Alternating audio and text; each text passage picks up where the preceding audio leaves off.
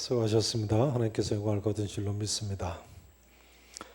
오늘은 성찬식이 있는 날인데요. 저희 교회 등록하시고 세례 받으신 분들은 이제 다 성찬식에 참여하실 텐데요. 오늘은 성찬의 의미를 좀 생각을 해보시도록 하겠습니다. 세례 받지 않으신 분들도 앞으로는 세례를 이제 받으시고 성찬에 참여하실 테니까요. 성찬의 의미를 같이 한번 생각해 보셨으면 좋겠습니다. 세례 받지 않으신 분들 앞으로 세례 받으실 거죠? 세례 받으실 거죠? 예. 그리고 성찬에 참여하실 거죠? 네. 전에 어떤 분은 세례 문답 하시는데요. 왜 세례를 받으시려고 하십니까? 하고 질문을 드리니까 뭐라고 대답을 하시느냐면요. 성찬식 할 때 나만 잔을 안 주는 것 같아서. 다른 사람은 다 포도주를 마시는데 나만 포도주를 안 주는 것 같아서 세례를 받으려고 한다고 그러시더라고요. 솔직하게 말씀해 주셔서 감사하긴 하던데 성찬의 의미를 잘 아시고 이 귀한 성찬에 참여하셔야 되겠습니다. 성찬에는 크게 세 가지 의미가 있습니다. 몇 가지 의미가 있다고요? 세 가지 의미가 있어요. 첫째는 역사적 의미입니다. 죄송합니다. 한번 따라서 하시겠습니다. 역사적 의미. 역사적 의미. 예수님께서 유대인의 명절인 유월절 추후의 만찬 자리에서 성찬 제도를 앞으로 행하라고 명령하셨다는 것이 오늘 본문의 내용이죠. 오늘 본문과 같은 기록이 실린 누가복음 22장 19절에 보면요. 너희가 이를 행하여 나를 기념하라고 예수님께서 말씀하셨다고 나와 있습니다. 너희가 이를 행하여 나를 기념하라. 본래 유월절 만찬은 출애굽 사건이 실제 역사적으로 있었던 사건임을 보여주는 사건입니다. 출애굽기 12장 2절에 보면요. 하나님께서는 애굽에서 종살이하던 이스라엘 자손들을 출애굽을 시켜주시면서 두 가지 규례를 새로 정하셨습니다. 몇 가지를 정하셨다고요? 두 가지 규례를요. 잘 들어보세요. 첫 번째는요. 이스라엘 자손들이 쓰는 달력의 편년을 바꾸셨습니다. 출애굽기 12장 2절에 보면요. 이 달을 너희에게 달의 시작 곧 해의 첫 달이 되게 하라 하시면서 출애굽하는 달부터 캘린더의 편년을 아예 바꿔버리셨습니다. 그러니까 이스라엘 자손들은 그 이후에는 제 몇 년 하면 출애굽한 지 몇 년 됐는지 누구나 알 수 있는 거예요. 또 출애굽 사실을 기억할 수 있게 됐고 출애굽의 역사성을 아무도 후대에까지도 부인할 수 없게 된 거예요. 그래서 열왕기상 6장 1절에 보면요. 솔로몬 왕 때까지도 이스라엘이 애굽 땅에서 나온 지 480년이요. 솔로몬이 이스라엘 왕이 된 지 4년에 예루살렘 성전 건축을 시작했다고 나와 있습니다. 그러니까 솔로몬 왕 때까지도 출애굽 연대를 사용한 것을 알 수 있습니다. 이스라엘이 애굽 땅에서 나온 지 480년. 그 해가 솔로몬이 이스라엘 왕이 된 지 솔로몬 왕 몇 년이라고요? 4년이라고요. 그래서 출애굽 480년은 솔로몬 왕 4년 해서 오늘날까지 출애굽 사건은 주전 1446년 1월 15일에 있었던 사건이라는 사실을 알 수 있게 됐어요. 예루살렘 성전 건축은 주전 966년에 시작했다는 사실을 알 수 있게 된 거예요. 하나님께서는 출애굽을 명령하시면서요. 이처럼 편년을 바꾸실 뿐만 아니라 두 번째로는 이스라엘 자손들에게 유월절을 명절로 지키게 하셨습니다. 새로운 명절을 하나 만드셨어요. 유월절, 출애굽을 기념하는 날. 그리고 이 유월절 명절 규례를 자세히 가르치셨어요. 그러므로 이스라엘 자손들은 오늘날까지도 유월절 명절을 지키지 않습니까? 그리고 출애굽 사건이 실제 있었던 역사적인 사건이라는 사실을 아무도 부인할 수 없게 됐어요. 이처럼 유월절은요. 출애굽 사건이 역사적으로 실제로 일어난 사건임을 확실하게 증언해 주는 거예요. 그런데 제자들에 의하면 예수님께서 2000년 전, 지금으로부터 2000년 전 한 유월절 만찬 석상에서 만찬을 행하시면서 너희가 이를 행하여 나를 기념하라고 명령을 하셨다는 거예요. 오늘 본문과 같이 예수님께서 마지막으로 유월절 만찬을 행하신 것은요, 마태도 기록했고 마가도 기록했고 누가도 기록했고 요한도 기록했고 사도 바울도 기록을 했어요. 그러므로 기독교회는 과거 2000년 동안 심지어 대로마 제국의 피해를 피해서 박해를 피해서 카타콤 로마의 지하 동굴에 숨어 살아야 했던 200년 이상의 기간 동안에도 이 성찬 예식을 행했습니다. 비밀이 포도원에서 포도를 따다가 그 포도로 포도즙을 담그고 그걸로 성찬 예식을 지하에서도 행했어요. 예수님이 그렇게 명령하셨기 때문에. 그러니 이 성찬식만 봐도 우리는 출애굽 사건은 역사상 분명히 있었던 실제 사건인 것이고, 그뿐만이 아니라 예수님께서 십자가에 돌아가신 사건도 역사적 사실이라고 더 확실하게 믿을 수 있고 확증할 수 있게 된 것입니다. 이 시간 이 자리에 계신 모든 분들께서요, 이처럼 아무도 부인할 수 없는 이 두 가지 역사적인 사건, 이스라엘 민족의 출애굽 사건과 예수 그리스도께서 십자가에 돌아가신 사건을 확실히 믿으실 수 있기를 진심으로 축원하겠습니다.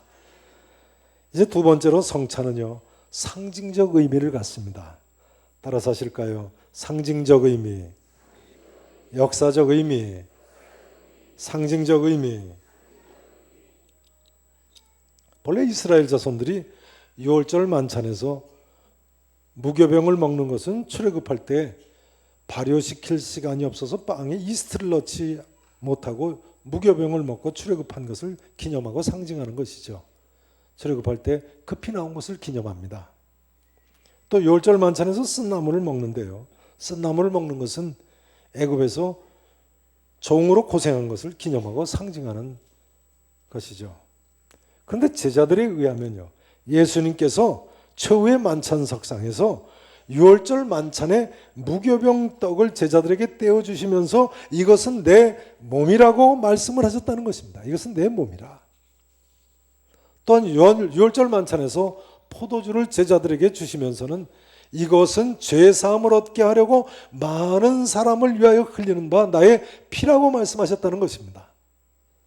천주교에서는 이것을 문자 그대로 이해해서요, 성찬식 때 신부가 기도한 후에는 떡은 예수님의 실제 살로 변하고 포도주는 예수님의 실제 피로 변한다고 주장을 합니다만, 그것은 잘못된 주장이죠.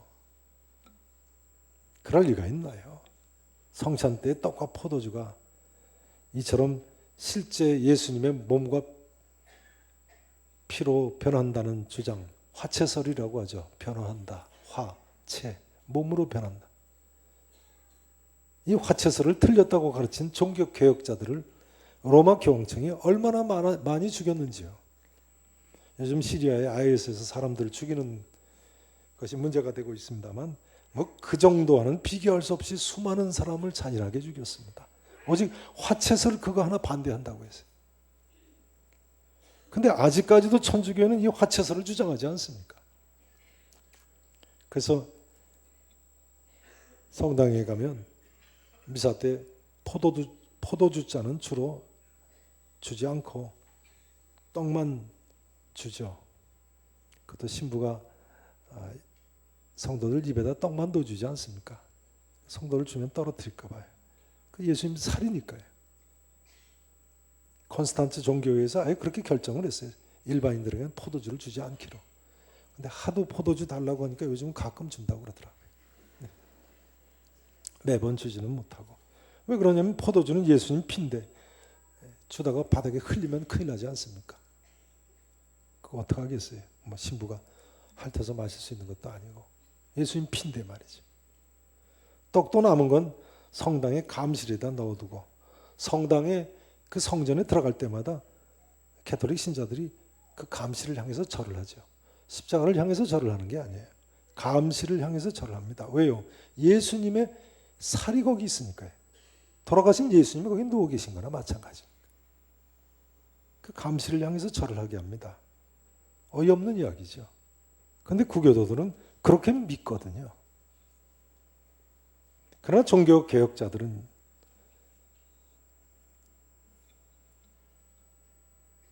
그것을 반대한 거죠. 종교 개혁자들 이후에 개신교회는 상징설이나 영적 임재설을 주장하고 있습니다. 6월절 만찬의 무교병은 예수님의 십자가에서 찢기신 살을 의미하고, 포도주는 예수님께서 십자가에서 흘리신 피를 기념하고 상징하는 것이죠. 그래서 종교개혁자 쯔윙글리는 상징설 또는 기념설을 주장을 했고요. 요한 켈빈은 그리스도께서 성찬에 영적으로 임재하신다고 해서 영적 임재설을 주장을 했습니다. 여러분, 오늘 성찬식에서 받으실 떡은 예수님의 십자가에서 찢기신 살을 의미하고, 포도주는 예수님께서 십자가에서 흘리신 피를 기념하고 상징하는 것입니다. 그리고 우리가 예수님 명령하신 대로 이 성찬에 참여할 때 십자가에서 돌아가신 예수님께서 영적으로 이 성찬에 임재하시는 줄로 믿으시기를 축원합니다. 그러므로 우리는 예수님 말씀대로 이것을 행하여 예수님을 기념해야 되는 것입니다.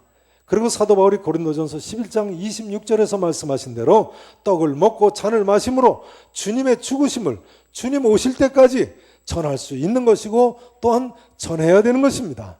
아멘 하시기 바랍니다. 이제 세 번째로 성찬은요, 구원사적 의미를 가지고 있습니다. 따라서 하실까요? 구원사적 의미, 역사적 의미, 상징적 의미, 구원사적 의미. 하나님께서는 인류 역사를 통해서요, 죄인인 인간들을 구원하시기 위해 구원 역사를 펼쳐오셨습니다. 구원사 또는 구속사라고 부르죠.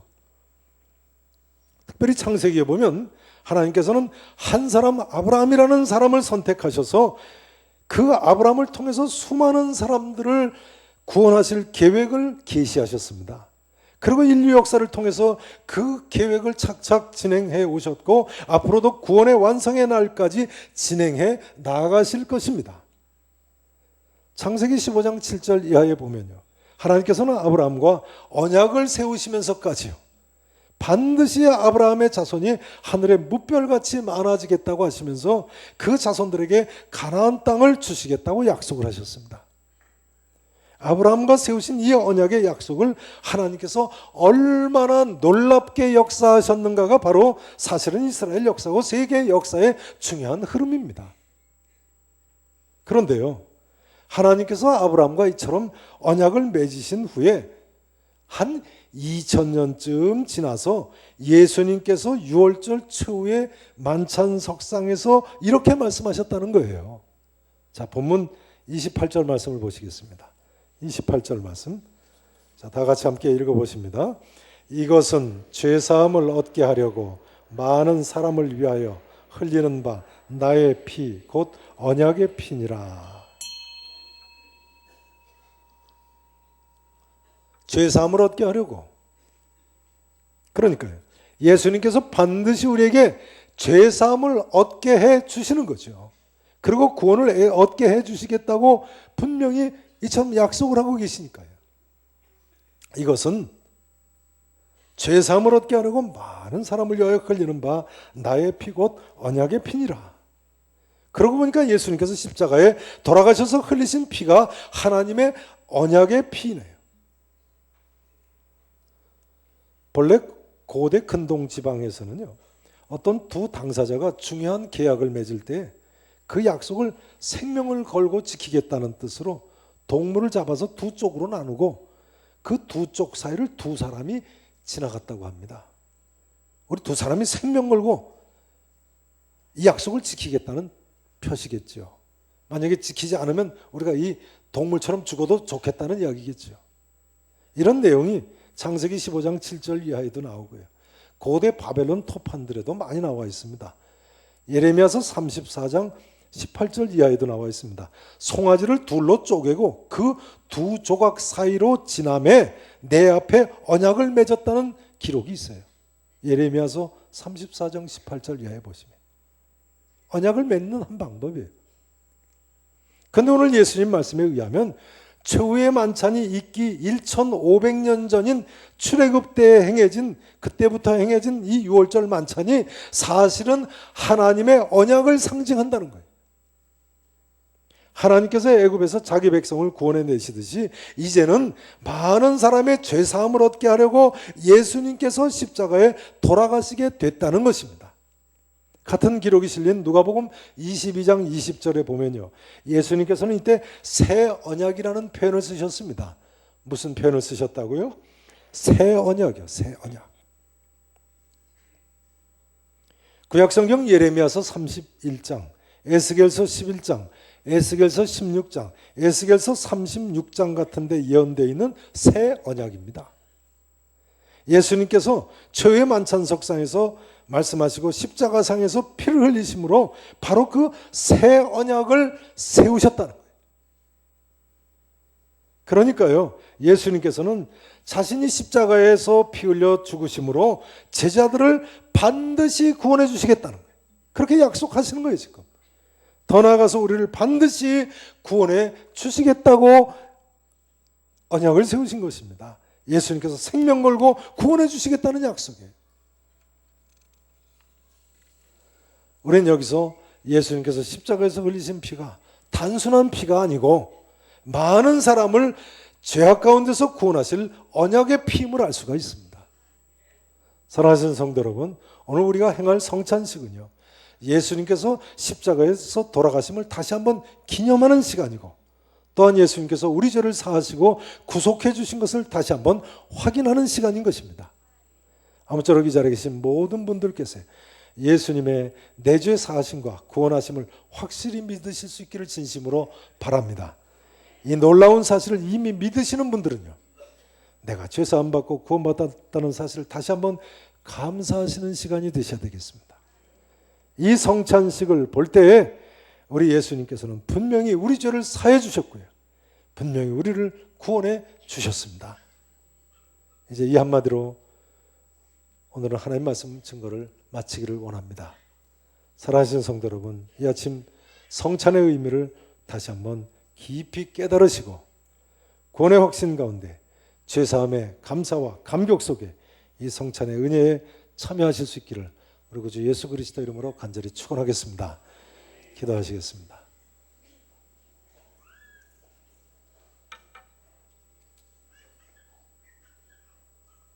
전능하시고 무한 자비로우신 하나님 아버지, 주께서 과연 약속하신 대로 놀라운 구원을 행하심으로 우리 같은 사람까지 구원의 길로 나올 수 있게 되었습니다. 아버지 하나님, 감사합니다. 우리는 아무 공로 없어도 이 시간 예수 그리스도의 십자가에 피 흘려 주심만 바라보며 믿음으로 나와 싸우니 하나님 이 시간 모든 성도들을 붙들어 주시고 믿음에 믿음을 더해 주시옵시고, 감사하며 찬송하고 성찬에 참여할 때 주께서 새로운 은혜를 더하실 줄로 믿습니다. 아직도 이 사실을 알지 못하고 믿지 못하고 있는 이들이 있습니다. 주님, 저들에게 우리를 통해 이 기쁜 구원의 소식이 증거되게 하시고 저들도 함께 이 구원의 은총을 나눌 수 있도록 하나님 우리 모두를 불쌍히 여겨 주시옵소서. 감사하고 언제나 우리와 항상 함께 하신다고 약속하신 구주 예수 그리스도 이름으로 간절히 기도합나이다. 아멘.